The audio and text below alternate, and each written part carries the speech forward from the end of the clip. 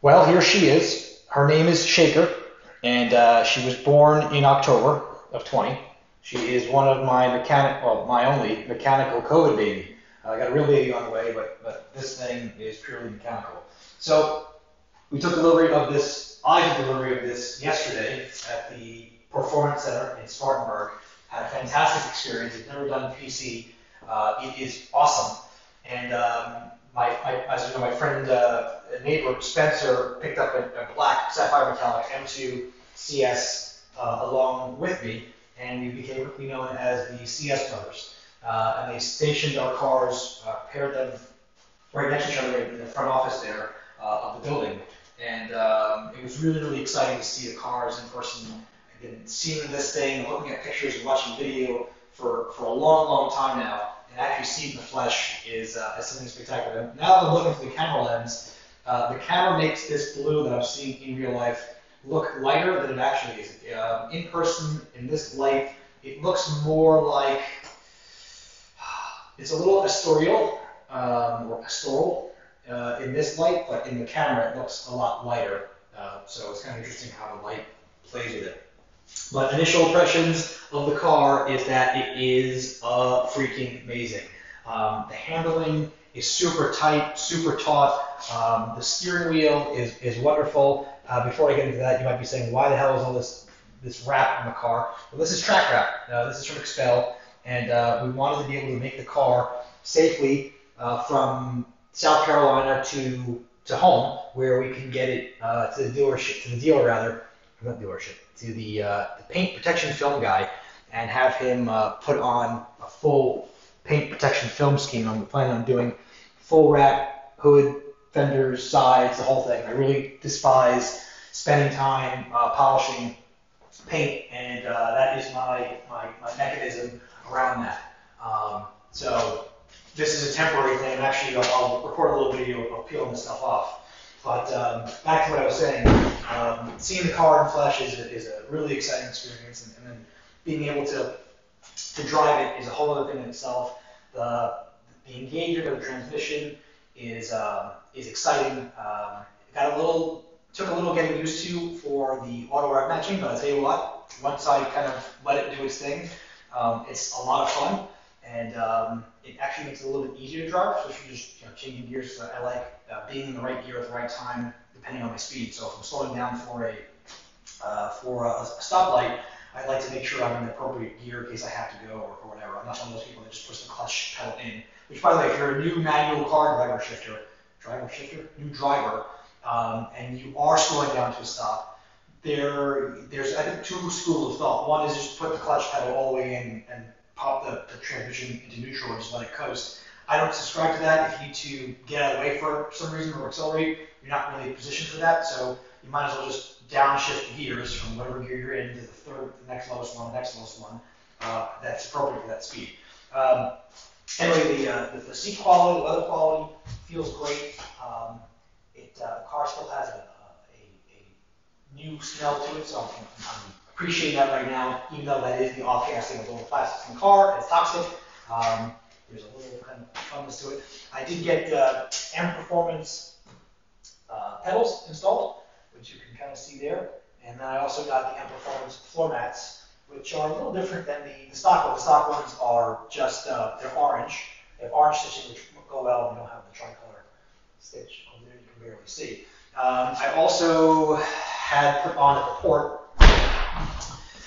these carbon fiber side gills, which look really, really nice. And unfortunately, we talked about it a whole bunch of times, they didn't have the carbon fiber front kidney grills, but it's okay.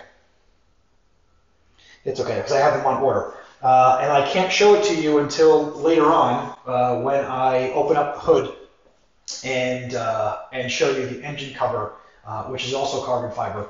So when I take this off, I'll come back and shoot a little clip on that. The brakes are fantastic. I guess it's because of the thickness of the pad, but when you do touch the brake pedal, the initial grab is right there. I mean, you don't have to push it very hard for very long to be able to get a sense of how well these things grip. The tires, They transmit a lot of feedback to the steering wheel. I gotta say, like, I didn't really feel like this car is we'll call it the contemporary electronic power steering where it's vague of feeling. Like, I felt a lot, really appreciated it. The part that did surprise me and I have to kind of get aware of is when you're driving off to merge with traffic. I got in front of a car, not like cut them off sort of thing, but I got in front of a car, and it's cold outside. And unless the tires have heat in them, I think a lot of us know this, don't expect a lot of traction with a car that puts out a lot of torque and power, because the rear wheels slip a little bit, and that's a little unnerving. So it just kind of reminded me that I need to be more mindful of accelerating, especially in situations where I need traction and I gotta go.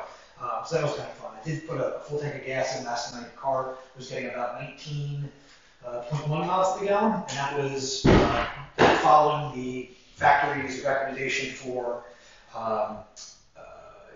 changing up the interval of the RPM. So as I was driving, I was in 6th gear, and 5th gear, and 4th gear, 3,000 RPMs, 5,000 RPMs, trying to stay under 5,500 or so.